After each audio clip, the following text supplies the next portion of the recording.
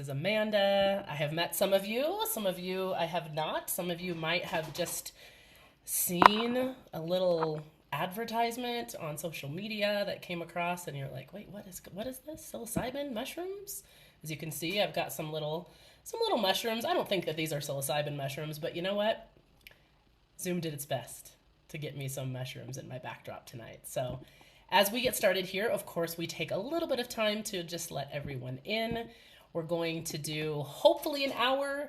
Sometimes I go a little bit over, but we're going to really try to keep this to an hour tonight to go through some high level pieces about psilocybin mushrooms, what happens at a retreat, why that might be different than doing this alone or out in the forest or with a clinician, perhaps one on one with a friend. There are many different ways, and I fully support everyone's freedom to sit with this magical medicine in whatever way you feel called to. But a retreat experience and a program is very different, much like you might watch a yoga video on YouTube and do a beautiful yoga session in your home, or you might go to Bali, go halfway across the world, and go to an actual yoga retreat for different reasons, different purposes, and different outcomes. So this is what we're going to be speaking about this evening. Before we fully get started, what I would like from everyone, because I like to interact on these webinars, we're going to do a few interactive pieces. So those of you that have your video on, I love it. I love seeing your faces. If possible, if you're driving or if you're just a private person, don't worry about it. But at some point, if you'd like to say hello, you can. So in the chat below, I would like for you to drop in one word. And that one word is going to be exactly how you are feeling in this moment. So take a second. Maybe you can take a breath. Maybe you can actually check in. But this one word, it's not what happened today. It's not what you're thinking about. It's just what is the most dominant sensation or feeling that you have in this exact moment. And I will go through and read these. Hint, there is no wrong answer or right answer. There is not a negative feeling or a positive feeling. And it may change throughout the night. And we'll do this again at the end because our emotions, like the weather, come and go, and they come and they go. Some stay a little bit longer than others. Some we unintentionally make a habit of letting them stick around longer than they need to, but we'll get through that tonight. So let's see what we got. What are our emotions? What are we feeling tonight? Depressed. Who's ever felt depressed? I always raise my hand for that one. Calm, indecisive, exhausted. Anybody in this day and age? Curious, anxious. Steven's feeling loss. Ooh, we can explore what that feels like. Exhaustion. Absolutely. Understood. Some interest. Ooh, that's an interesting feeling. We got another calm, another tired. I'm starting to see a few patterns here. We got mad. Okay, feeling mad. Despondent. Some good words tonight. Again, if you're not on mute, I'm trying to mute you guys. I want to be able to hear your beautiful voices very soon. So I'm going to go through. I'm going to mute here. Curious. We got another curious. Okay. Still letting people in. If you just came in, all of us are dropping in the chat our dominant feeling right now. That could be a sensation. It could be shaky. Or it could be, I guess mine, if I think about it, if I really feel, is nervous. I'm nervous because there's a lot of new people. And even though I'm alone in my room, I can feel all of your presence. So I definitely feel some nerves right now. The other side of that is excited, but it's okay to feel nervous. A lot of curiosity, fantastic. Okay, throughout this presentation, you can either drop your question in the chat for our Q&A portion that we will have at the end of the call, or you can write it down, you can keep it in your brain. I cannot guarantee that we will get to every single question, but I'm going to try to go through as many questions as possible. And as you may have imagined, I hope to answer many of your questions in our presentation tonight. And I could talk for 17 hours about the magic of mushrooms and you still would have questions. I could probably talk for 17 months about psilocybin and you might still have some questions. So the idea tonight is to get a great overview of why someone might choose this type of therapy, what the outcomes might be, some of the reasons that we have seen over the past 8 years with over 2,000 guests. Why would someone say, here's a curly-haired girl down in Mexico or in California, and I'm going to trust her with my life, with my body, with my heart, and I'm going to go and take these drugs or this medicine, however you would like to look at it, and I'm going to trust that I'm going to come out not only safe on the other side, but hopefully better on the other side. And that is what I hope to begin to earn your trust this evening. At the end of the day, the trust is really a sensation, it's a feeling. And there are many different psilocybin and psychedelic retreats in the world right now that you get to choose from. And we hope to show you why Buena Vida, one, has been around. We're one of the longest running psilocybin retreats in the world. Many come and go. Many people have tried to do this work and they think it might be easy and it might just be, rent a villa and give people mushrooms. Turns out there's a lot more that goes into this to do this in a safe and effective way. So shall we get started? We got another curious, we got people coming in, and we're gonna get going. You guys ready? Fantastic. Again, mute yourself if I cannot mute you. And then we'll do our best. Drop your questions as they come into the chat. And let's do this. Oh, Garrett says I'm ready. I'm ready too. I am ready also. Let's do a little presentation. Here we go. You guys, I love doing these. And also, I just need to tell you up front, I love improv. I actually studied improv as a skill that I have. So we're going to follow along with this. And then there might be some improv along the way of something that just comes online, something I want to speak about. Let's give you a little bit of an overview. Here's what we're going to cover. My story. I'm Amanda Schendel. I'm the founder of the Buena Vida Psilocybin Retreats. We're going to talk a little bit about the straight facts. Everybody needs to know the facts about psilocybin. We have so much more research now than we even did 10 years ago. So whether or not you want to get into the mystical or the esoteric or this might happen realm, what are the facts of mushrooms that we know for sure? That includes pieces of your brain, your body, and your trauma. Here's a little hint. If you think you don't have trauma, you do, because you are a human and you have been alive on this earth. Congratulations. We all have it. Nothing to be ashamed of. We all have different styles of trauma. We have different ways of dealing with it, and it's nothing to be ashamed of. What are the real outcomes? So not just, oh, I felt really good at this retreat and I made a friend, but what really happened to the guests who call me 3 months, 6 months, a year later, who come to a retreat 2 years later and look like a different person? What really happens with these retreats? Everyone's favorite question, which is dosing, right? What's the dose I'm going to take? How much mushrooms am I going to take? What is that like?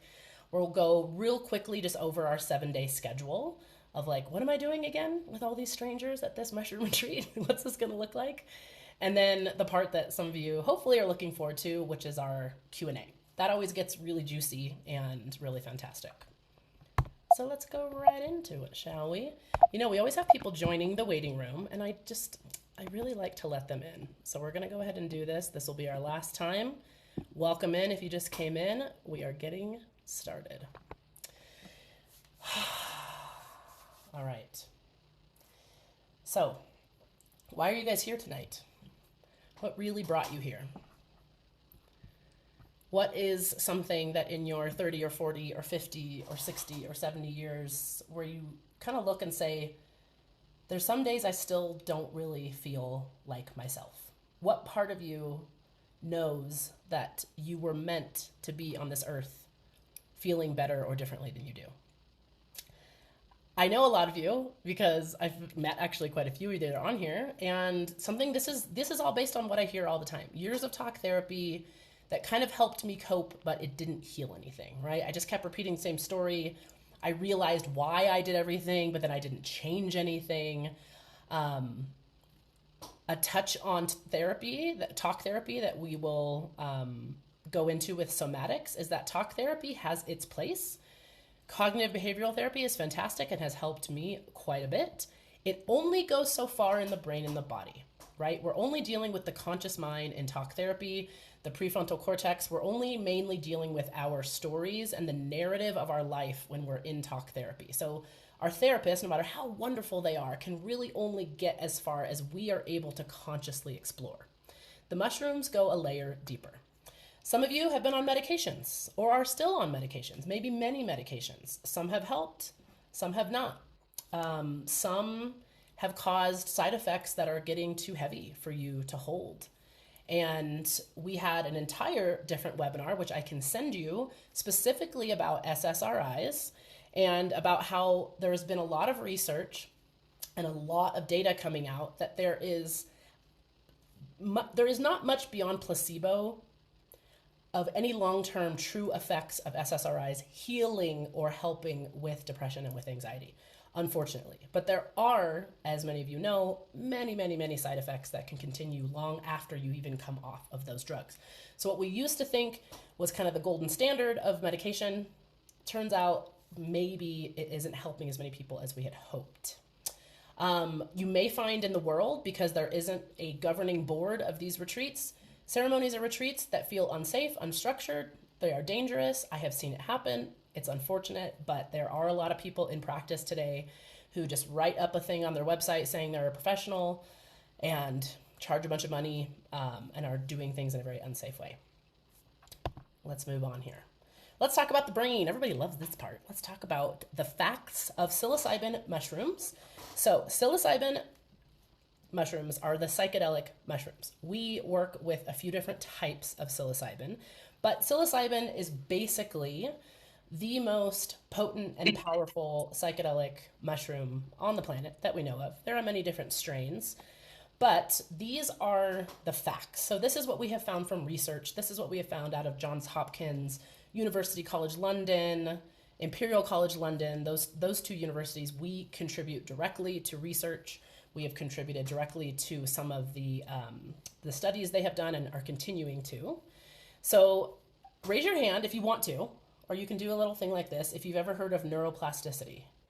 That's the big one. That is the big word in, okay, Christine's hand's raised. Neuroplasticity is quite basically your brain's ability to create new neuronal patterns. So let's make it simple. Your ability to learn, your ability to change your mind, your ability to make a new story of your life. Now, after about age 30, I think most of us are after age 30 in here, your personality and who you are as a person is kind of set in stone, sadly. So unless you do something, and it's not just mushrooms, but unless you do something, learn a new skill, go to a new place, some other pieces of life will give you this neuroplasticity, but nothing has been shown to give it to you in the amount that psilocybin does. It's incredible for the brain. This may be why people feel childlike when they sometimes are with mushrooms, or they may feel like they have a new perspective. They have a fresh layer of snow in their brain, like Michael Pollan talks about. The second one is it quiets down the default mode network. Now, if I were to ask each and every one of you, what is your default mode? I think you would know, right? My default mode of how I act with my partner, my default mode of what I think of my country, my default mode of how I talk to myself, right? That's kind of set in stone. So we need a way for that thing to just shut up for a minute. And the beautiful piece that we've seen from brain scans is that default mode, which is, it's kind of the controller of the brain. It's kind of like the dictator of the brain. And it's letting things in and out. It's like a gateway. So to just quiet down that dictator for a while finally lets these things happen. Neuroplasticity, serotonin going to different areas, and the brain actually speaking to different parts that it usually is not allowed to. And then after the psilocybin experience, eventually that default mode network comes back online, but you do have about a 3-week to 1 month window after a large dose of psilocybin, which would be, 3 to 5 grams. You have about 3 weeks to a month, which is what's called a critical period. And you get only a few of these in your life. You get one as an infant, right? You're learning everything. You're learning how to talk. You're learning. The next time you have a big critical period is when you are a teenager. That's why teenagers do everything the same. That's why they all copy each other, because they're learning, and their brain is in this critical period. So with a high dose of psilocybin, you now, as an adult, 60, 70 years old, 80 years old, you get a new window. It's shorter than those times, but you get a new window to actually decide as your conscious self, what do I want to think about the world? What do I want to think about myself? What do I want to believe about my body, about my work, about what I'm capable of? Basically, everything that makes you who you are, you get a new chance to do that. Mystical and meaningful experiences. What is a mystical experience? Has anyone ever had one? Maybe you have, right? This word, mystical, is actually used in the Johns Hopkins studies because so many people who were in the studies were saying, I had a mystical experience. I can't explain it. It's beyond words. It was beyond my understanding. I suddenly am open-minded to things I never believed before. So mystical is a great, beautiful word to just kind of describe experiencing something beyond what you may already believe or think could possibly happen to you. And it's, if you've ever done psilocybin or any psychedelic, you know that it's very, very hard to explain what that means, but it can be extremely meaningful. It can be what people have told me sometimes. They said, Amanda, second only to seeing my child being born, this night was that valuable.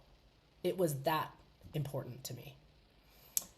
And sometimes I think they're saying that because you have to say that, right? If you have kids, you have to say like that was the most mystical experience.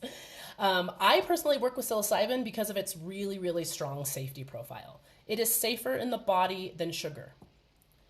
It is safe for so many different conditions, especially physically. It is the physiologically the safest psychedelic drug that you can possibly take. It has the least contraindications. I've worked with people ages 16 to 83, heart conditions, brain conditions.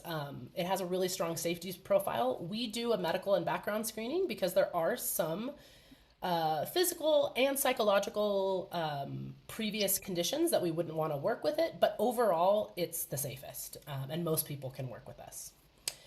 And here's one that everybody just loves. Don't you guys want to do some deep emotional processing? Doesn't that sound fun? I'm half joking and I'm half serious because what you are avoiding is going to come calling. What emotions, what grief, what pain, what experiences, the things that you are avoiding that we all say we push down, those are the things that begin to shape our lives. And I find it interesting that humans, we use these words that we don't really think about, like I'm pushing this down, right? Like I have to push this down. Well, that doesn't mean you're pushing it away into the trash can. You're pushing it down somewhere into your body. And at some point, that emotion or that grief or that loss or that pain will come to the surface. Sometimes it goes out sideways to your partner. Sometimes it goes out sideways to blaming the world for your issues. But the root of trauma, and I really want to make a point here, to me, in my opinion, after working with people for the last 20 years in this realm, trauma is anything that happened to you where you were unable to process the emotions that came with that event. Now, why is this important? Because many people think, oh, I don't have big trauma. Oh, I didn't see someone, get killed in front of me. Oh, I don't have big trauma. I don't have big trauma. There's been studies, and actually children who experience very large trauma where it's in the community is aware of the trauma, they process those things better because they have support. They have people listening to them. They have someone processing with them. So it's not how big the trauma is was I witnessed? Was I able to process it? Was anyone there? Or did I just freeze it into my body and then move on, which is what most of us did. This is why complex trauma, which happens over and over and over again, is really difficult to deal with because it happens so often and we never had a place for it to just exist. Moving on here. I know we have some people in the waiting room, guys, so I'm going to do this again. That's what we're going to do. We're going to let them in. All are welcome. Oh, look, I was just talking about this. My background, I wanted to pepper this in over time, was that in 2013, I was living in New York City. I was basically an alcoholic, a functioning alcoholic. I was angry. I was isolating. And somehow in my life, the beautiful plant medicine ayahuasca came into my life. I researched it for a year before I ever considered doing anything myself. I thought that's for crazy people, and then I realized I was one of those crazy people. And I went to a 12-day retreat in Ecuador that ended up being the basis of everything that I do now. And what I found at that retreat was not instant healing. It was not that everything in my life got better, but what I did find was connection back to the roots of this planet, connection back to the medicine of this planet, including the mountains and the water and the trees and humans. And it was like everything that I had wanted, which was to reconnect myself, I had been disconnecting myself in every way possible. Disconnecting myself with alcohol, disconnecting myself with using drugs, disconnecting by using screens. So when I was faced with having to reconnect and replug myself into this world, brought a lot of things up to the surface. It brought a lot of things of like, here are all the ways in which you are refusing to connect. And I found so much relief and so much beauty at that retreat that I said, you know what? I'm leaving New York City. I'm moving to the mountains of Ecuador, and I'm going to volunteer at this retreat center and just learn everything I can from these people. And so what I began to do over the years there was not only learn from the indigenous medicine keepers, from the keepers of the land, but also I began to host the retreats themselves and take the guests through the workshops and the yoga and the classes and everything else that was around the medicine ceremonies, right? All the other time that we spend together. And this right here is what I believe I continue to learn over and over again. Healing lives in the body, not in the mind.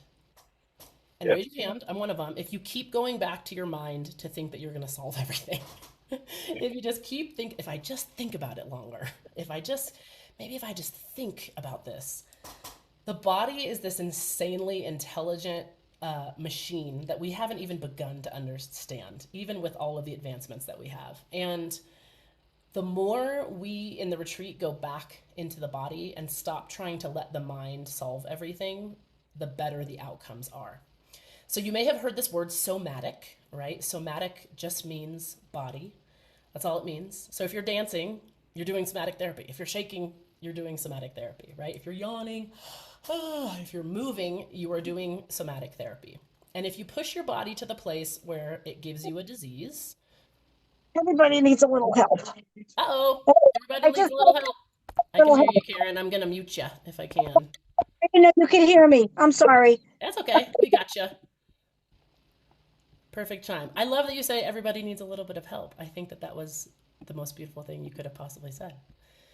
So when we're talking about the body, the container, the rest of this retreat is really focused on this a lot. And all of my teachers have not only their own healing, but big backgrounds in breath work, ecstatic movement, grounding, right? After we take these big psychedelic journeys, the next day you feel like you kind of went into outer space. How do you return safely back into your body, back into this earth, into the 3D?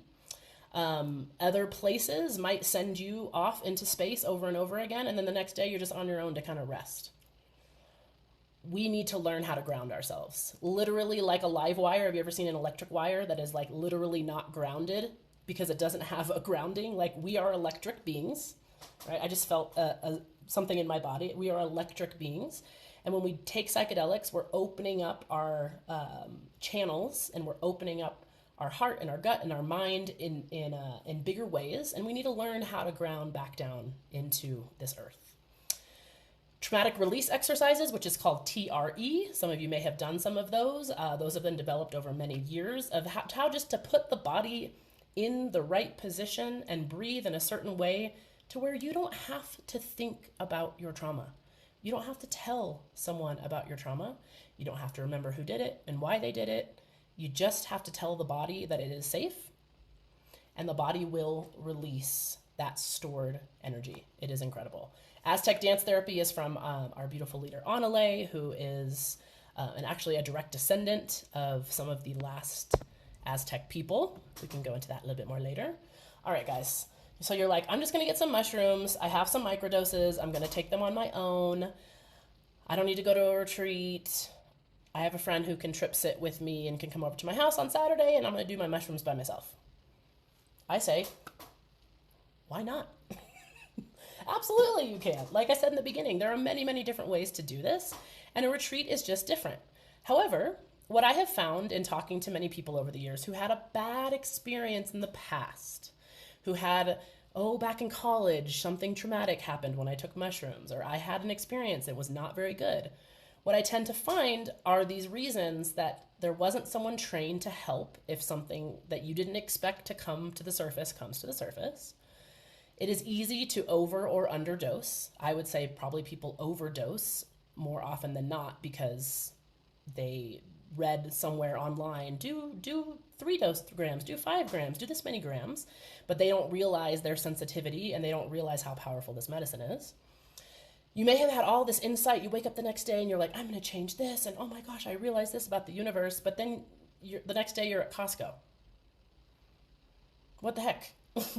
There's no structure, right? You're just back in your day-to-day life. And I say this to people a lot. Be careful with your critical period. Does anyone remember what that critical period is? The 3 weeks to a month that you're learning and you have this neuroplasticity. If you just go back into your life, you're going to learn the same things over and over. You're watching the news, you're having the same conversation, you're back in it. This is why we do long retreats. So you're away. You can actually have structure to take these insights and these new ways of being and make them land. And my favorite word is witness. Think of a moment, if you can, maybe you can't, of a time when you shared something really vulnerable or painful and someone just witnessed you. They just let it happen. They just looked at you lovingly and they said, I'm here.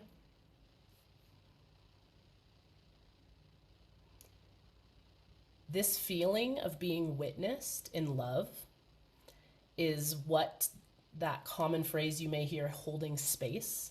It's something we do not receive most days. It's something that we usually receive someone coming back at us with their pain or their story, or I want to fix you, or have you tried this, or don't tell me about that, or oh, da da da da da da, right? We usually receive immediate feedback and immediate pushback. But witness is a gift that is impossible for me to explain. So this is what we do. This is what we do. We are trained to know how to dose you just correctly, exactly right, and sit one-on-one with you and know how your body is and know how you respond and know how to give you just the right amount of mushrooms. We know how to, from the moment we start the preparation, when you get on a call with us, when you start opening your heart, and sometimes that first call, just the discovery call, ends up being really emotional. I wish you knew how many times a week I hear people be like, I didn't think I would get this emotional on this call. Just the fact that you even think about maybe doing this will start to bring things to the surface. So the ceremony begins with that call. Even if you're not going to do a retreat for a year, there's something about being witnessed and thinking about maybe doing this for yourself that begins to bring those things to the surface.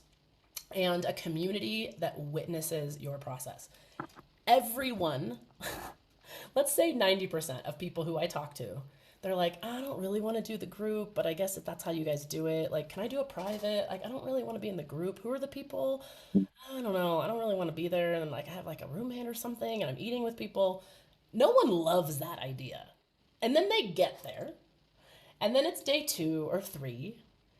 And we have done our job to begin to open, this is your little mushroom family that's going to be here for a week.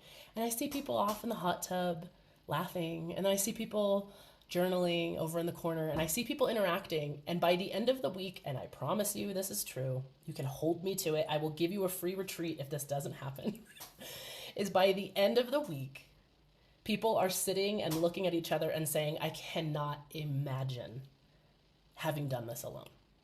I cannot imagine if you guys weren't here. I cannot believe I thought about not being in this group, because what humans need and what we are wired for is community, is witnessing, is other people telling us, oh, that reminds me of this story. Ooh, did you think about this?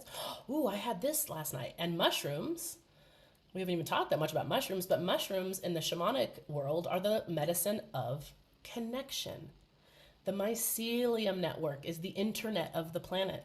The mushrooms reconnect your brain cells. They reconnect your body. They reconnect you to other humans. So it makes sense, particularly with mushrooms, to do them in a group because they will reconnect you with human beings. Even if you're someone who you're like, I don't really like human beings. I think you do. You've just met too many that were in pain. That's the truth. Okay, we're moving on here, guys. I'm just going to leave this short. I'm going to let you guys read some of the benefits of a retreat. We can talk about this more specifically, tailored to you, if we decide to do a personal call. It's everything we've just talked about. It is the difference, like we said, of doing a yoga class at home, doing a yoga class on YouTube, and then going across the world to a teacher you really love and doing a completely immersive practice. Different things happen at different places.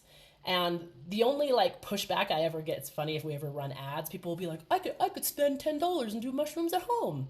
And I was like, yeah, you can. I hope you do.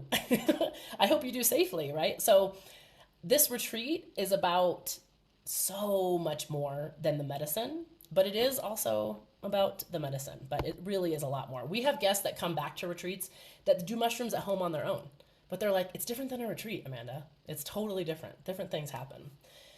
So shifting into what we see medium and long term, right? So you come to a retreat, oh, it was the best retreat of my life, but that's only just a really, really high state of being.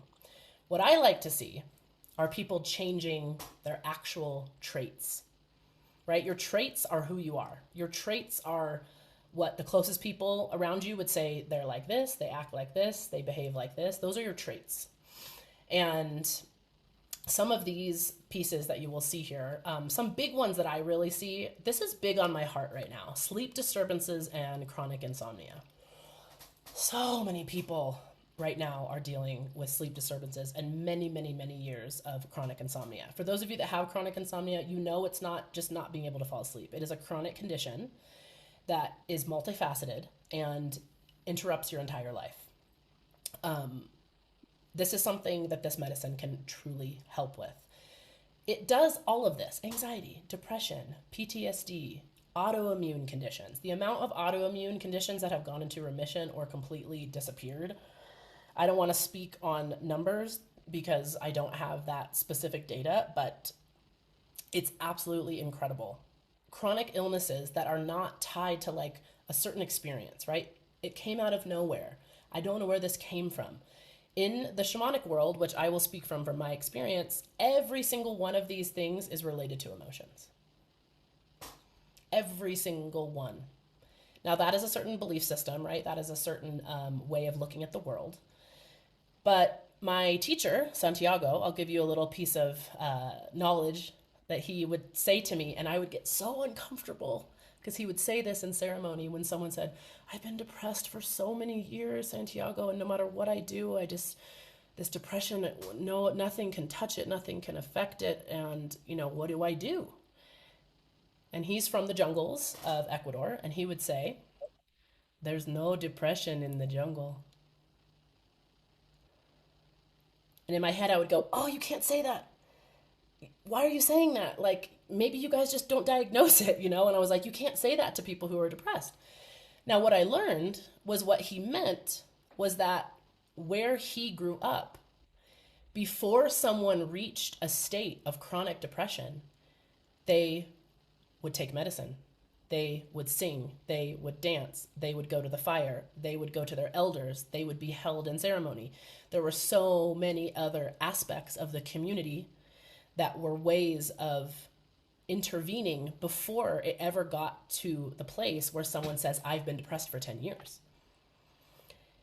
And depression and anxiety, which I think everyone on this planet has at least a portion of, if not a huge amount right now, is because we have been removed from our natural environment. We have been removed from medicine. We've been removed from our tribe. We've been removed from our elders. And I'm surprised that any of us are making it at all some days. So I say this because I work with so many people who have, maybe you can look at this and go, I have every single one of those. I have every single one of those.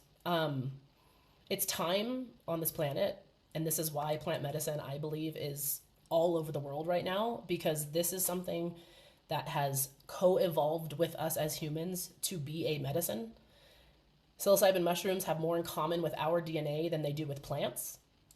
To a certain degree, we co-evolved eating these mushrooms. It is a part of who we are as humans. It is a part of what keeps us regulated, and we haven't had access to them. So it's no wonder that when people come and take these, they're like, whoa, wait a minute.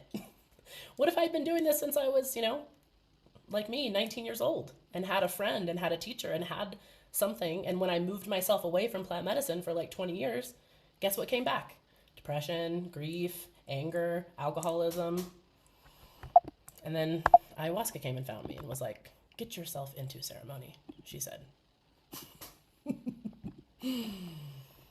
All right. So these are some of the things that we hear over the years. This is some of our beautiful ladies and my little fluffy dog, Nacho.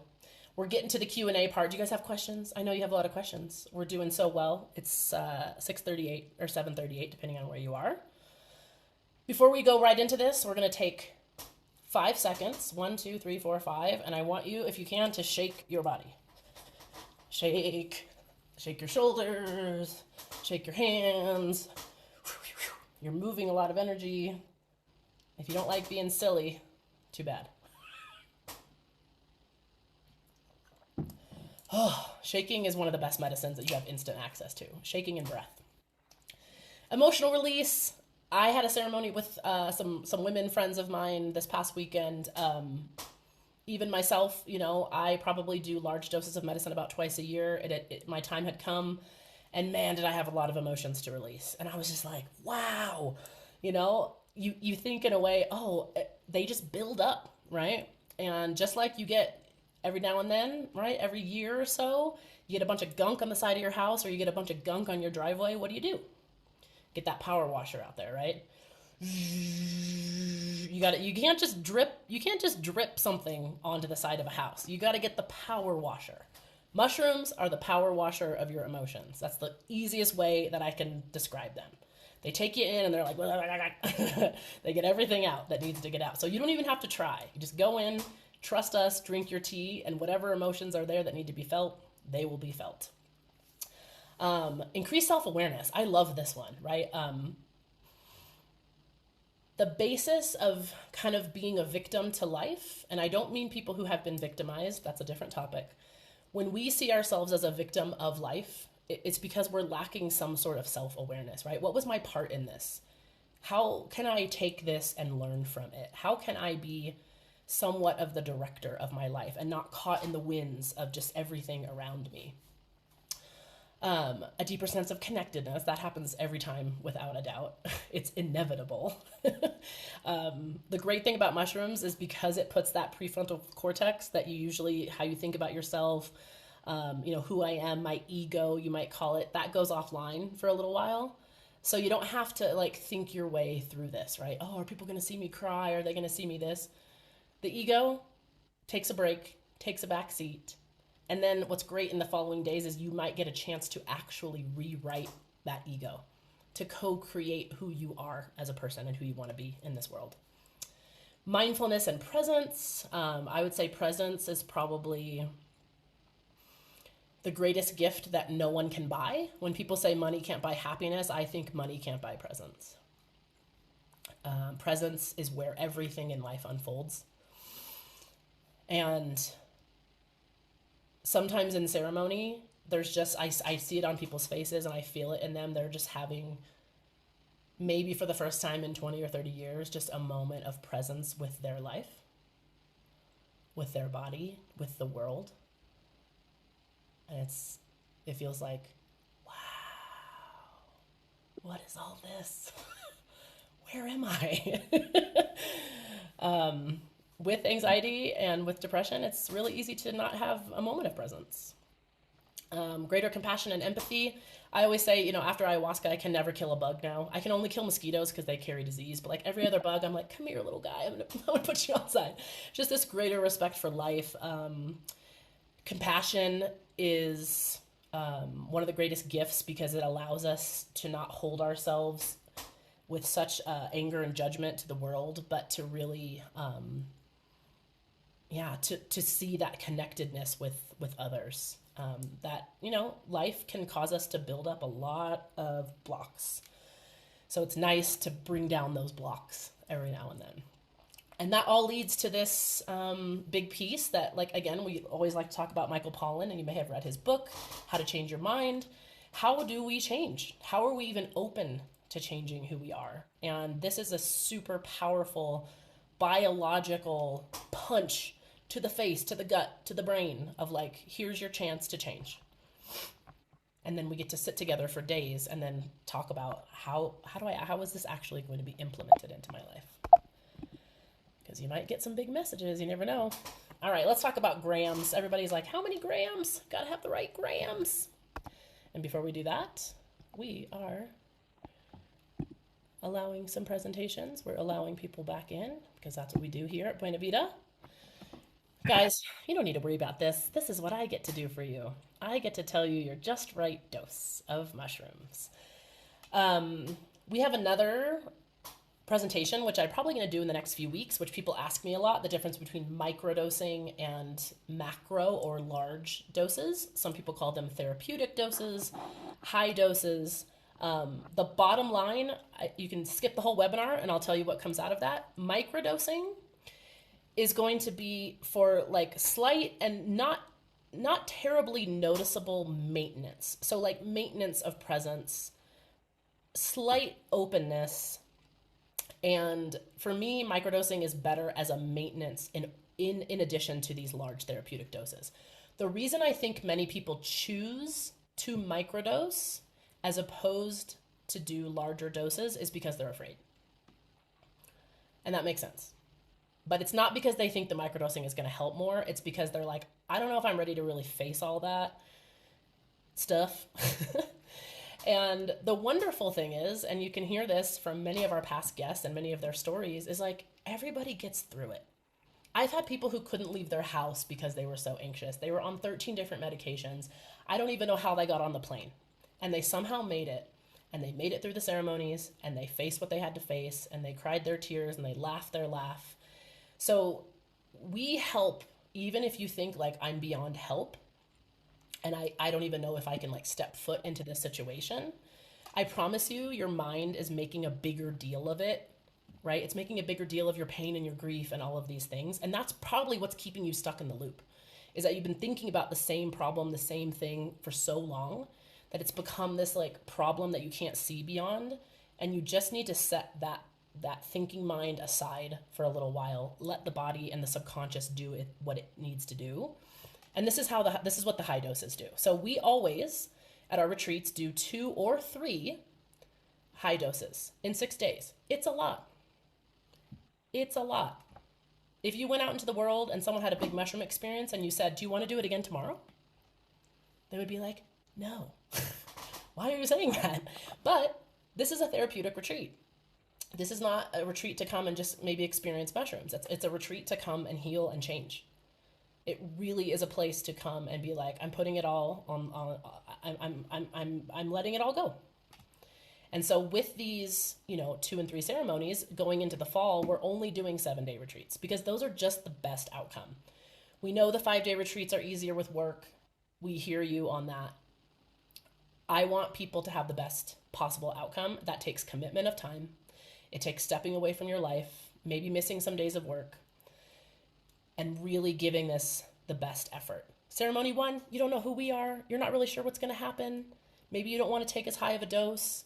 By the end, you get to that one, you eat dinner, you go to bed, and then you're like, oh, okay. I kind of understand what's going to happen. Now I feel safe. Now I can go into ceremony 2 and 3 with potentially higher doses. So as you can see here, this may mean nothing to you. Don't worry about grams. We want you to break through. We want you to have a therapeutic experience. For some people, that's 2 grams. For some, it's 10. It doesn't really matter. Everyone's different. Everyone has different background of medication they've been on. Body weight seems to make no difference. Gender seems to make no difference.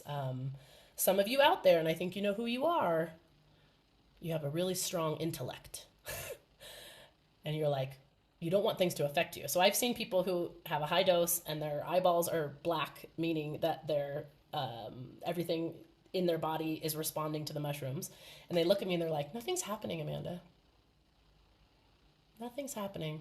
And I go, okay, let's just sit here and relax and enjoy the music. And and then 2 minutes later they're in the experience. But there's this block of the intellect that like wants to be someone who nothing happens to. And once you let that go, and once you kind of surrender to that, that's part of our job too, is to help you surrender to this process. But I would not recommend, for those of you out there that are maybe considering going somewhere and just taking 1 dose, the chances of that like working in the way that you want it to, kind of 50-50, if that, right? Like the ability to surrender is a muscle, and we have to build the muscle of surrender. And that doesn't, for most people, get built just meeting someone, going somewhere, taking 1 dose, right? It's a little bit rushed. So if you want to just kind of experience mushrooms, maybe that's for you. But if you want to go really deep and do the work, you're going to want a little bit more. I'm going to breeze through this because you can see this on our website and we'll go through it a little bit more. But here's kind of a typical 7-day retreat experience. You'll see day 2 and 3 are when we do our first 2 journeys. So that first day you're traveling, we do a beautiful sound bath. We want you to be calm and go to bed early. We feed you a fantastic dinner. We're feeding you and taking care of you the whole time. I think some of the things that people tell me the most that they appreciate is like, I didn't have to cook for 7 days. I didn't have to clean my room. I didn't have to do dishes. I didn't have to do anything. And our team, being that we have an all-female leadership team, is very good at mothering you, taking care of you, loving you, treating you well. And it's part of kind of the signature of what we do. Day 4, I know that there's maybe some people in the way of day 4, but that's okay, guys. We do some body work. You're exhausted by this day. Day 4, people are like, what in the world? Where am I? Oh my gosh, I just went to outer space. I need to come back down. We bring in body workers. You rest. You go in the pool. Some people have energy and maybe they'll go to town and go shopping and, kind of get off campus a little bit. But it's an early night and it's a lot of integration. Then guess what? More mushrooms. This is ceremony number 3. It's one everyone gets excited about. You all know each other at this point. You're ready. A lot of people, if they feel the inclination to just do the high dose, they're like, I'm going to do it, Amanda. I'm not afraid. I'm ready for my high dose. Sometimes that high dose doesn't produce the same experiences as the lower one. This medicine is mysterious. And we have some preparation this day, some yoga, some grounding. Day 6, don't worry, you don't have to go home yet, because you just had 3 experiences. You actually get to chill.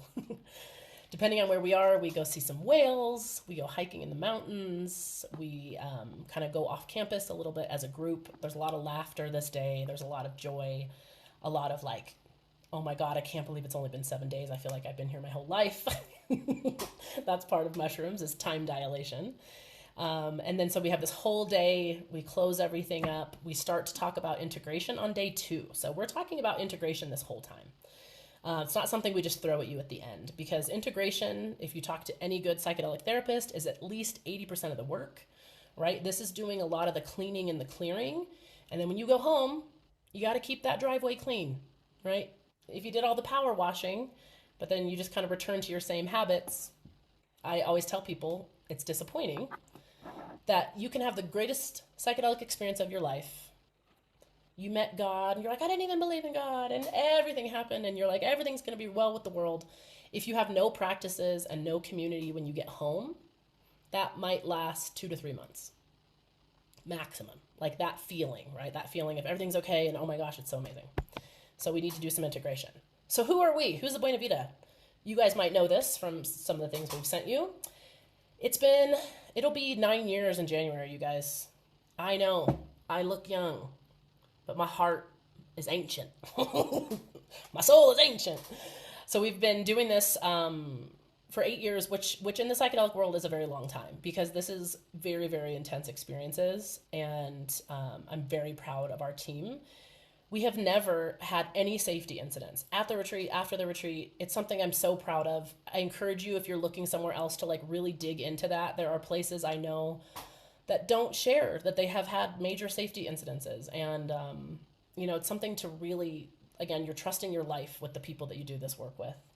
Our research partners, which we're so proud of, and then we'll be announcing some new really exciting research, especially with University College London. I think they are the premier university on the entire planet that's doing the most psychedelic research with Iboga and Psilocybin and DMT.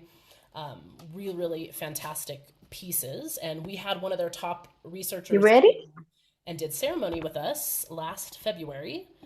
And he had done psilocybin many, many, many, many times. But after his experience, and we have a podcast I can share with you on this, he said, Amanda, we have to somehow, in the clinical setting, implement some of these pieces of ceremony, because there's something we're missing out on there. He said, I don't know how we're going to do it. We're going to have to talk to the other researchers. But this setting, right? You always hear with psychedelics, set and setting, which is your mindset and the physical setting, makes a massive difference. Our ceremonies are something I cannot explain. And everyone who comes to a ceremony is like, you couldn't have explained that on the website. I don't know how to explain it. I guess the best words I can put to it is that we, as the medicine women, are bringing all of our years and lifetimes of experience in music, in space holding, in energetics, and every ceremony is different. The idea is to feel as safe as possible to surrender, but then there's also something else that arises. Some ceremonies are very intense, and maybe there's rain outside, and some ceremonies are really quiet, and everybody's just in their little bed, and they're off doing their journeys. But they all become this moment in time that, just like a wedding ceremony, or just like a graduation, or your favorite birthday, right? Like these moments in time that you can look back to and remember how special it was. And a ceremony marks a moment in time. It's a ritual that says, this is intentionally special. We are bringing our whole selves to this. And our ceremonies are based on the native traditions of the Red Road Path, or the Camino Rojo. You can look more into that if you would like to. And I would say I'm not necessarily like fully traditional in that path, even though I have walked that path and I have studied that path. But they include things like prayer with tobacco, music, sitting in a circle, right, to show that we're all interconnected. There's different kind of pieces of the ceremony that go along that path, this very ancient path. And it doesn't require a belief system or a dogma, or for you to change anything about what you think. I always tell people, if all you want out of this retreat is just to know the facts, right? My brain is going to have neuroplasticity. I have access to my subconscious, and I'm able to change my beliefs and my emotions through using this medicine. You can stay right there and have the best retreat of your life. What I encourage is at least for you to suspend some of your ideas about what this might be. Because psychedelics, for those of you that have taken them, they kind of blow away all of the things you thought you might have known. So to stay curious, maybe come in with a question mark, right? You don't have to believe everything you see. You don't have to, change your whole life overnight. And this is an important part of having grounded integration, right? We always tell people you have a 2-week window. When you get home, don't move out of your house. Don't buy a van and tour the country. Don't quit your job. Don't get divorced, right? Like, take some time, even if you have a big revelation inside of your ceremony. Take some time for things to settle, because we wouldn't want, again, this is a mythological space. We wouldn't want it to necessarily turn immediately literal. And that's part of, again, having a lot of experience like we do have here. All right, guys, we're getting to the end here. Here's what we got. I'm putting it out there. This used to scare me, and after doing this for so long, after every single retreat and every person I've talked to, I feel with every ounce of my being that what we charge for these retreats is absolutely worth it. And sometimes I look at this and I'm like, wow, Okay, $7,000, $8,000. All you have to ask when considering something like this is the question you have to ask with any investment.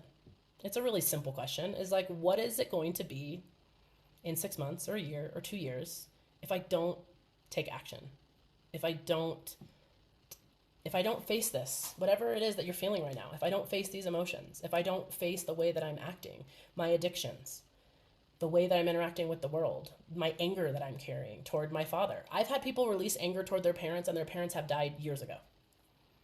And they're like, I was still so mad. And I finally let that go.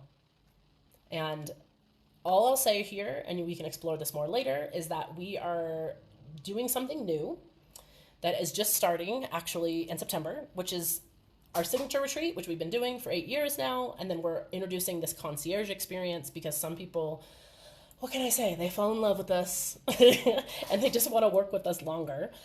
This is something I did with one of my coaches where I just got the most out of being with her for a long time. I was actually with her for a year and it was a huge investment, huge, way beyond anything I had ever invested in my life. And I look back this was years ago. I was like, I would not be the same person without that time of her. And the biggest part for me was accountability, showing up every week, right? Having her hold me accountable to the things I said I wanted to change. Someone witnessing me, loving me, supporting me. So this concierge experience is still the same beautiful retreat with more love, more care, more support, and a lot of, especially in the after, like an action plan, right? We're going to have a plan for your integration. Instead of with the retreat, right, we're still going to give you our app that's day to day. We're still going to have a support call. But the concierge experience is more like, let's hold our hands. Let's do this together. And let's make sure that these changes really stick. I think we made it, guys. I think we made it. Oh my gosh. We made it to the end. Woo! So here's my next step for everybody. I'm going to put this link into the chat. If what I am saying resonates, if it scares you, if you're like, I don't know about this, book a call with us. You can talk to me or Nikki or Anna or one of our leaders. I'm going to go ahead and stop sharing this now, guys, so we can actually just talk. I'm dropping it in the chat right now. This literally is a discovery call. I know a bunch of companies say that, right? Discovery call. I promise you with my heart right now, I'm not going to try to sell you a retreat. We can't sell retreats. I think I have actually, do I have on here someone who helps me run my ads? I think he was watching to make sure that I do a good job. Because you guys, for 6 years, we didn't do any advertising at all. It was just like we were one of the only retreats and everybody came to us. And so I'm just exploring this new way of communicating. But I can't sell you this retreat. You have to decide on your own. We have to do a medical screening. We have to do a background screening. We have to really meet you and feel if you are, it's this weird place of like, are you grounded enough in your body to come to the retreat while you might be, experiencing a lot of pain and coming at a place where, you're like, I don't know how I'm going to show up for this, Amanda. But our team's really experienced at that. And if you don't decide that a retreat is right for you, you'll get to speak to one of our loving, amazing women for half an hour, which I think is like its own benefit. And we have other resources for you. So those I'll send later because I want to get to the Q&A because I love to talk and I want to answer some questions. But we also have these webinars usually once a week, if not more. We have free embodiment and yoga classes. We have classes about where we interview some of our research partners. We did a course recently on ketamine versus psilocybin with a long-term ketamine nurse. So we want to give you as much free education and a way into our world as possible. So that will just be keep your eye on the email list. And then also starting in September, we're going to run it back again for the third time, which is our microdosing course. Now again, I recommend doing high doses, but if you want to start with microdosing and somatics, I am the leader there. And instead of talking about our problems, actually feel through things.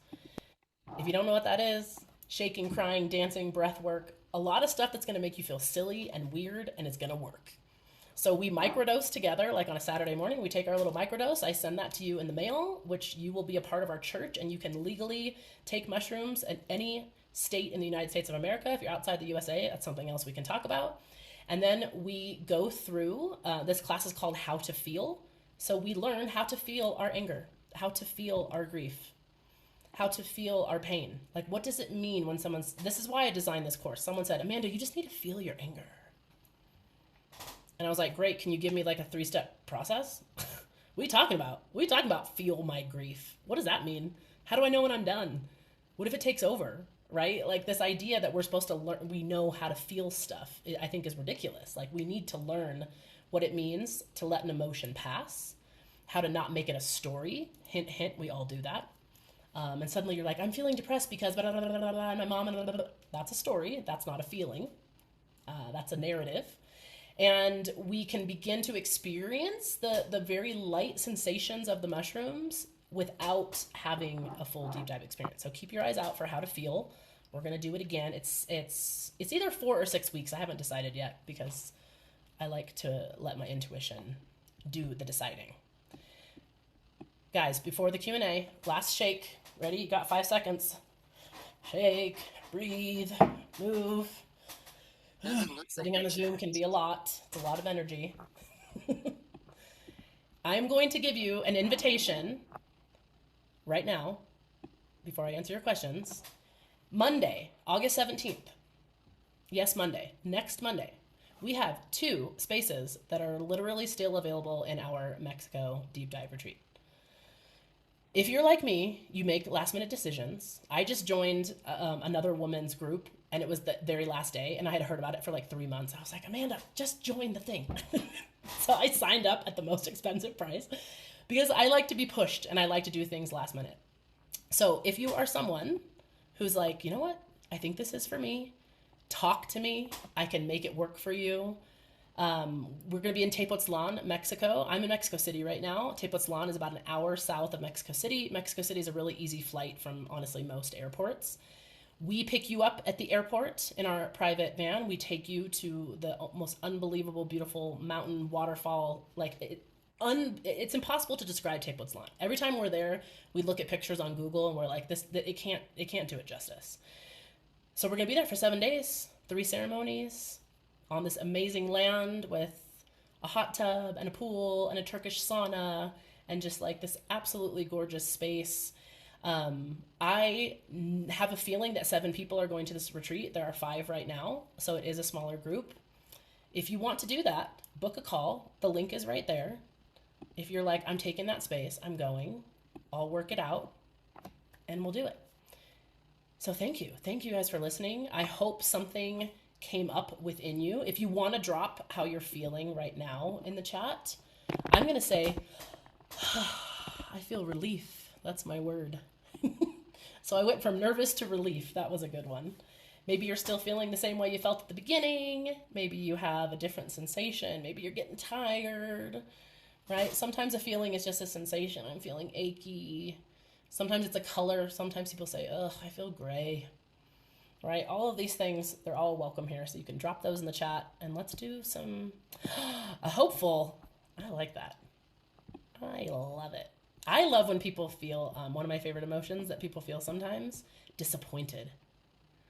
Do you know why I love that feeling? Ooh, disappointed comes right before making some big changes, man. When you can say you're disappointed, you're like, I'm about to make some choices.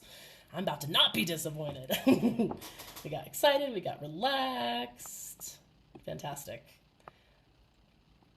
All right, guys. I'm going back up through the chat here a little bit to see if there is some questions.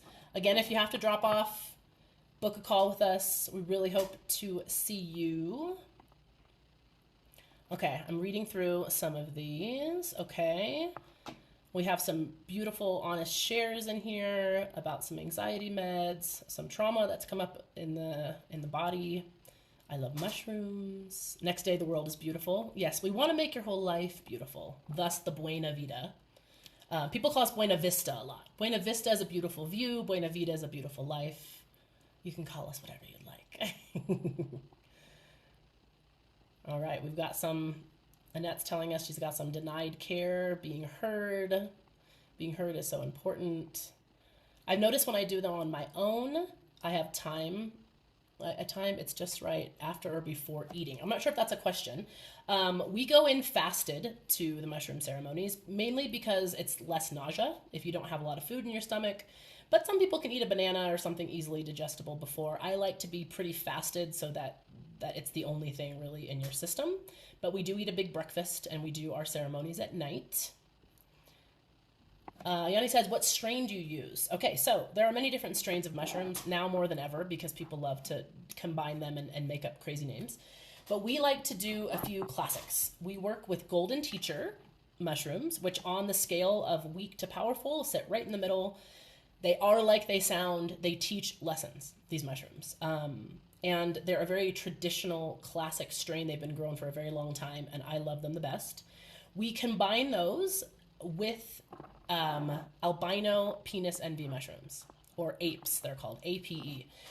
These are white. They look like a penis. You can look it up. Just be careful what you Google search for, guys.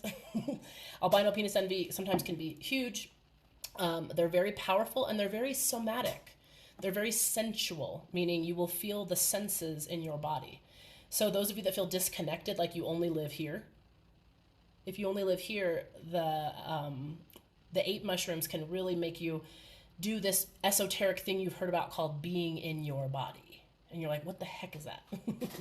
Steven said accommodations. I will link you to our locations page, which has, we work in a few different villas throughout Mexico. And then we have the ranch in Joshua Tree, which is owned by the church. It's owned by us. So that is ours. And for the upcoming for Tepoztlan, Mexico, if you're thinking of coming on Monday, I hope you are, it is at the Tandava Retreat Center. And most people want a private room, which we totally understand. Some people end up sharing and they think it's like adult summer camp and they get really excited and they end up falling in love with their roommate in a friendship way. Joshua Tree. Yes, Joshua Tree, we have private rooms, we have shared rooms. It is a 5-acre ranch with 2 different properties, a big house and a cabin that we have turned into a full retreat center with 8 bedrooms. We have a huge 30-foot ceremonial yurt, which is where we do the ceremonies. And at the top, it has a little portal. Everyone loves the yurt. It's a really, really beautiful space. Great acoustics for the music. And yeah. Let's see. Greg says, I have done ayahuasca, which was wonderful. Why change medicines? Oh, I love this question. I love it. I have sat with ayahuasca for many years. I feel like I have a relationship with this medicine and also with mushrooms. And I know the difference. I really would love to do a podcast on this because I feel that there is a world of difference. What I'll say now is that ayahuasca, up until about 20 or 30 years ago, was only meant for like indigenous medicine people. It was never something that Westerners did. It was never something that was even given to people. It was mainly something where if you had an ailment, you would come to the medicine person. They would drink ayahuasca. They had the relationship with that plant and they would go into the spirit world and bring you back medicine, bring you back a message, etc. So this new way of going into these lands in the Amazon and drinking ayahuasca is very, very, very new on this planet. So that being said, I find with the thousands of people I've sat with ayahuasca, it's sometimes more difficult to have a breakthrough experience. It can be that you need to have quite a few more ceremonies before you really have that relationship to receive the teachings. It's a lot more difficult on the body, more difficult on the liver, the kidneys, and it's more contraindicated. So for some people who need to stay on medications that they can stay on and still take psilocybin, they would have to be off of those for ayahuasca. There's also some different personality disorders and diagnoses that ayahuasca is very not safe for. From the leadership side, I would only trust someone who has an indigenous background with a teacher who was called into that role through an elder or through a family member. Not someone who just said, hey, I went to the jungle for a few weeks and I learned how to sit with ayahuasca. It can be very dangerous. And I've seen it mishandled so many times. Mushrooms are different. They're a different spirit. They're a different medicine. I think they're easier to access. They're easier to break through on. They're easier on the body. The integration seems to be more clear. Whereas I felt after 2 or 3 years with ayahuasca is when I actually developed enough of a relationship to like really get close to that medicine. The esoteric answer is that she's considered the grandmother or the feminine. And my teacher would say she's just like women. Sometimes they like you, sometimes they don't. Whereas mushrooms are in the Mexican traditions, they're the Niños Santos, the holy children. And to the Aztec people, they were the flesh of the gods, the Teononacatl. So this flesh of the gods was reserved for the elite at that time, and they are the holy children because they bring us that childlike state of wonder, of looking at our life in a very magical way. This is why they're called magic mushrooms, right? Because they do feel very magic. Just very different. Yeah, very different than ayahuasca. Ayahuasca produces more, I would say, hallucinations, more colors, more visual aspects. Moving on from there, why change? I say here's the answer to that one. Because you feel called to. That's the only way. People say, how do I know I'm ready for this? I'm like, you'll know. I know that sounds ridiculous, but you'll wake up and you won't stop thinking about it, and you'll look at our website 100 times, and there's just this thing of like, I was ready. Like, I just felt this readiness with the mushrooms and ayahuasca or peyote. Like, you'll just feel this sensation that you can't describe that's being called toward a certain medicine, and that means it's time. How do you administer the mushrooms? Great question. We take all of our mushrooms that are grown by our shamanic family and we grind them up into a powder and we place them into tea. We make our tea with ginger and lemon. The lemon goes to work. You may have heard lemon teching. It's a way to put the acid of either a lemon or a lime work fine. It starts the process of breaking down the medicine into psilocin, which is the active ingredient. So if you were to take it without lemon, your body and your stomach acids have to do that process. But by the time you get your tea, it's already starting that process. So what that means is the effects come on a little bit faster than if you were to wait for your body to process. And the ginger helps with any nausea. Mushrooms can produce nausea. That's just part of what they do. A lot of times, if you really have nausea, it's because you need to actually release something from your body, or an emotion, or tears. And the tea we all drink together. To me, it's the best way that everyone kind of comes up at the same time on the journey, right? We come up in that first hour or so. There's a peak for about an hour or two, and then the descent starts, and there's these waves that come toward the end of the ceremony, which is about 4 to 5 hours in total from the moment we drink until we close all together. And tea is very fun and ritualistic, right? It's very beautiful. It's very beautiful to have tea. How do you compare a one-on-one mushroom journey with a professional facilitator versus a group retreat? What are the benefits and possible disadvantages of both? I have sat with, I would say, about 10 people one-on-one. Some of my facilitators, including Nikki, who's our nurse on staff, she has done quite an extensive amount of one-on-one with cannabis, with mushrooms. You know, I'm trying to think to make this succinct. There may be some of the benefits of being with just one person is like you can get to, it's kind of like what we're offering with the concierge, right? Going a little bit deeper before with that person, really getting into your belief systems, your blocks, where you're looping in your life, and then having that one person be devoted to you might feel really good for some people. It might feel really good to just have like me and this one person who's there for me, who knows everything and who's holding me through the experience.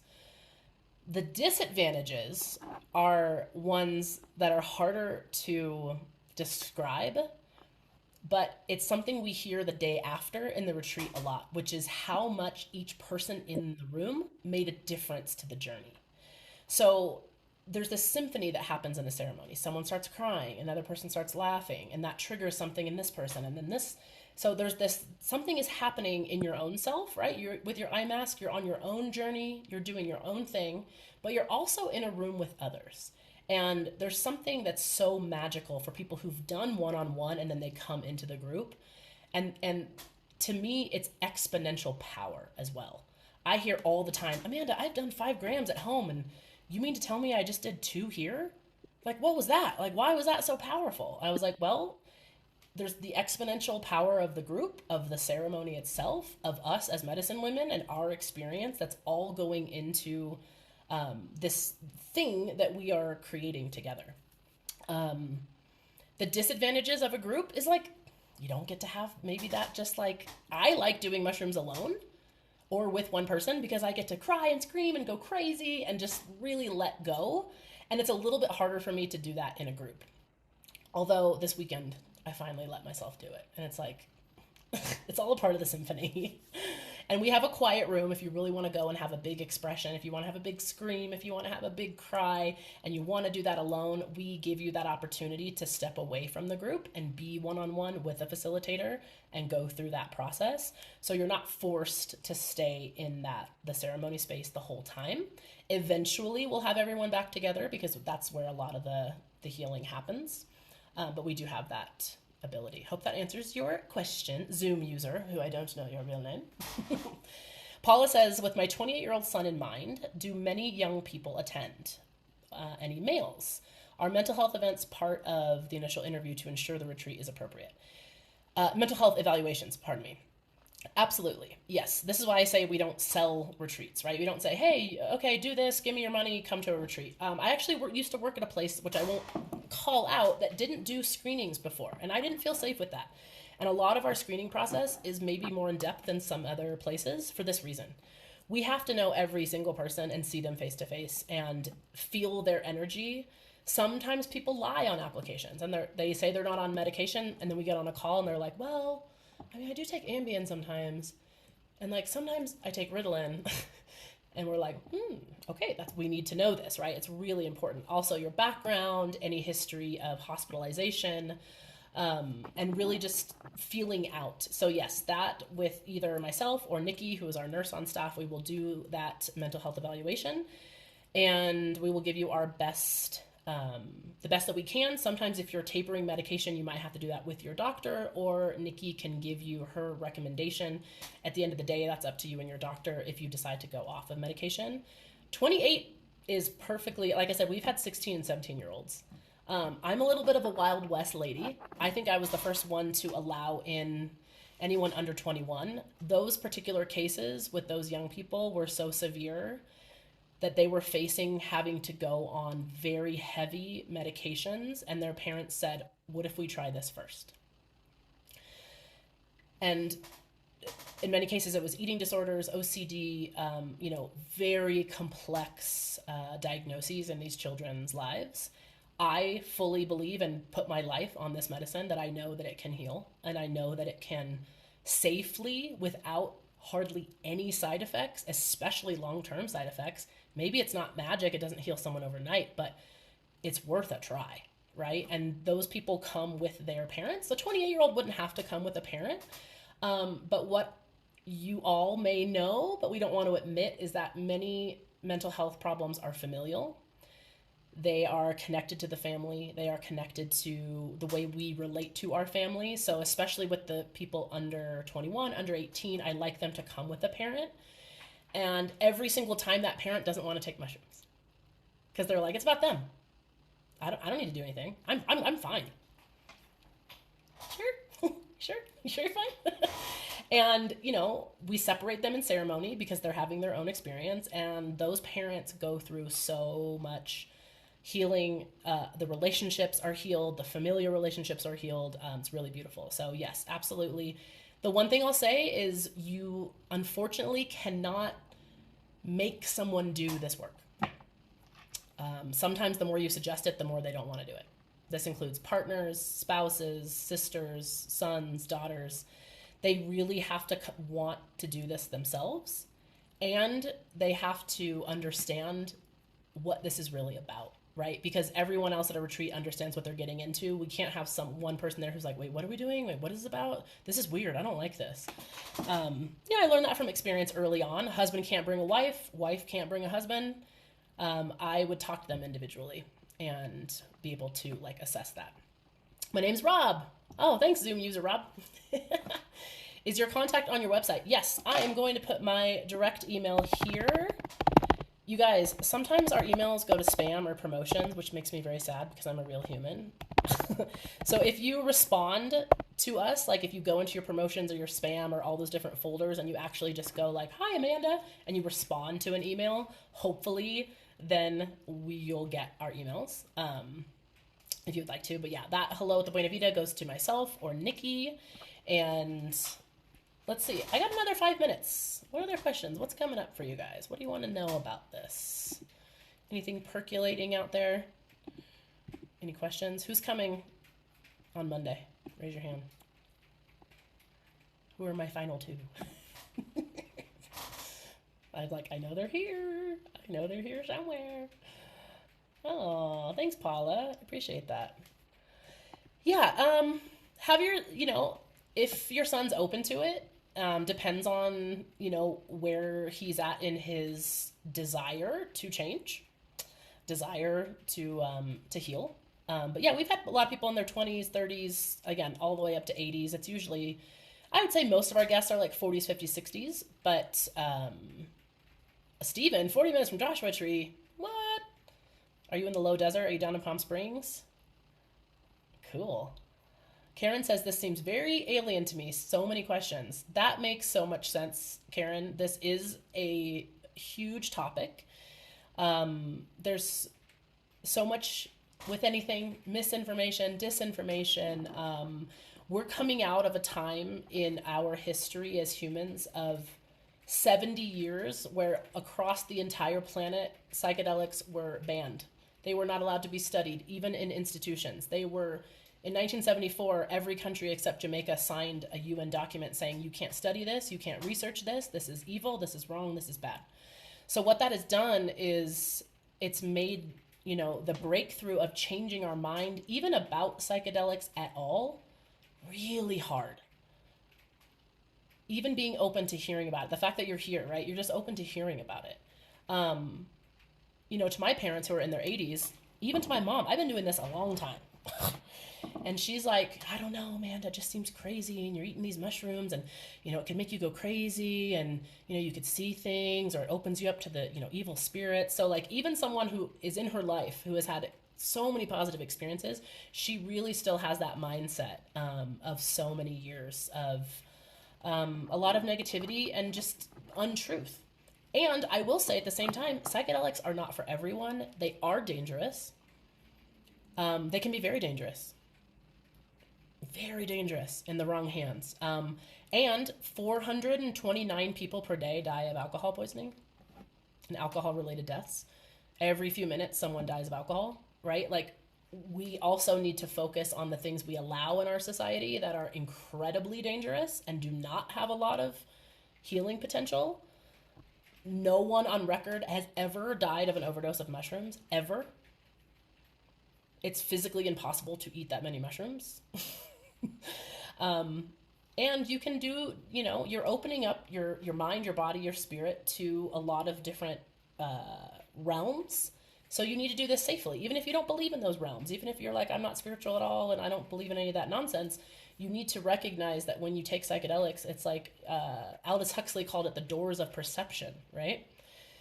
Right now, your eyeballs can only see this much on the spectrum, and you can only hear this much of what's available. And you can only, right? We know the limitations of humans, that dogs can smell and hear and all these different things. So when you take psychedelics, you're opening temporarily up all of your perception, including perhaps your perception to something that you didn't even know was real, right? Your perception of loved ones who've passed on. Many, many, many people have interactions with loved ones, messages, feeling like they see them, feeling like they talk to them. Now, is that real or not real? I don't know. But I can tell you what, it changes a lot. It changes a lot. I'll close with this story. Bye, Benson. We'll see you soon. I'll close with this story from a guest that I have permission to tell. There was a man, he had come to 2 retreats. This was his second retreat, and the first one gave him a lot of relief, and he was a little standoffish, so I wasn't sure if he got everything that he wanted from the retreat. But then he came back, and so I was like, well, something must have worked. And he was dealing with the fact that when his father passed, he wasn't able to get his closure. He wasn't really able, his father was very standoffish and they didn't have a close relationship. And so he still was holding a lot around, like many of us may come to or may have, of like, I didn't get to say what I wanted, or it didn't end correctly. And so this ceremony, one evening, we happened to have as one of our helpers a young man named Dario, who is on it's her partner, and he's helped in many ceremonies. So he helps in the back. He takes you to the bathroom or gets you an extra blanket. And everyone's going through their experience, and I noticed that this guest, he's just very, very deep in an experience. So I'm very excited the following day to hear what he has to share. And something looks very different on his face the next day, and we're in integration. And he said, I kept feeling in my mushroom journey that, my father was coming to me, but I don't believe in that. I said, no, I'm just making that up in my head. This isn't really my father. And I would just push it away. And he said, then I had to go to the bathroom, and I raised my hand, and Dario came over to take me to the bathroom, but it was not Dario. It was my father. And it was my father when he was young. And one of the last memories that this man shared with us when his father was dying was that he tried on his last few days to help him go to the bathroom in the hospital. And his father said to him, get your hands off me. I don't need your help. I can do this on my own. Don't you touch me. And he wouldn't even let his son help him use the restroom. So during the mushroom ceremony, his father, in the body of Dario, comes over and looks at him and says, hey kid, it's me. I'm really sorry. I'm sorry that I couldn't let you help me. I'm sorry that I never let you in. But now it's my time to help you go to the bathroom. Will you come with me? And he got up and he held on to his father. And I mean, everyone was just in tears. Because did this really happen?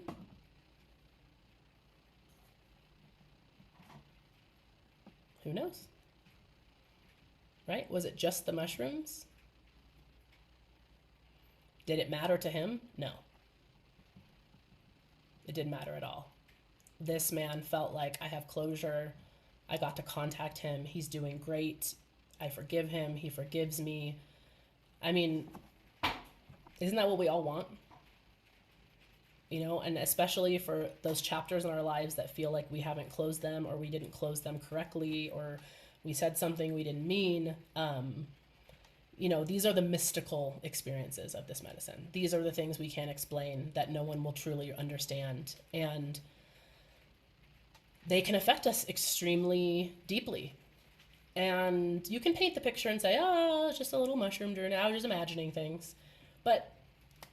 Or you can feel into your body and your experience, and maybe that's all you needed. And I hear these stories all the time. Like, it's really incredible to me, the amount of people that go into ceremony as like atheist, materialist, like I don't believe in the spirit world, I don't believe in any of, like, all of that is nonsense, ghosts are nonsense, this is nonsense, which may be true, it may be true, but then they come out being like, I know nothing. Right? This is what psychedelics help us with. Like, all I know is that I know nothing. And can I go back into my life as a curious explorer? Can I actually approach life that maybe I don't know everything. Maybe science up to this point hasn't discovered everything there is to discover. Right? Maybe. Maybe that was my dad. Maybe. But regardless of truth or fiction, what we want is for you to feel better. We want you to not have to argue with your father in your head for the rest of your life, right? We want you to not carry on that bitterness to your son, right? And have this generational trauma that we all feel. My grandfather, my father, right? We want to break cycles. And if this helps us do it in a very mysterious way, I'm all for it. So we're here to keep you safe, to love you, to help you surrender into these experiences, to help you open yourself up to potentially have a breakthrough big experience like this. And thank you guys so much. I appreciate you. Of course, I stayed on an extra half an hour. You know why? Because I do that, because I like hanging out with everyone. You can unmute and say goodbye. If you want to give a little Zoom heart, let's see if we can do it. Come on, Zoom heart. Yeah. So cool. I feel like I've hacked the matrix with my Zoom heart. Thank you so much. If you want to come, again, our next retreat's also in Joshua Tree, September 19th, and then we're back in Mexico, October 21st. We flow with the cycles of this earth. We'll probably be announcing some more retreats very soon that are going to be in November and December, if for those of you that like to plan. But I've discovered with this work, sometimes people don't like to plan. They're like, I'm just, whatever's the next one is the one that I'm ready for. And those of you that do like to plan will have a calendar up. hello@thebuenavida.net is my email. We gave you the link of the call if you'd like to just chat with myself or one of my beautiful leaders. Those are the only people you're going to get. You're not going to get some random person who doesn't know you. Don't you worry. I'm posting that in here one more time. Oh, that's the location page. Whoops-a-daisy. Here is our call link. Thank you very much. Hope to see you again. Keep your eye on email for more webinars, education, movement. We like to do all the different things that me and my team like to offer. We like to offer for free. So sometimes you may be going to free Buena Vida things for years, and then we'll see you in 2028. But maybe don't wait that long. Good night. Love you guys. Thank you for coming. Appreciate it. Bye-bye.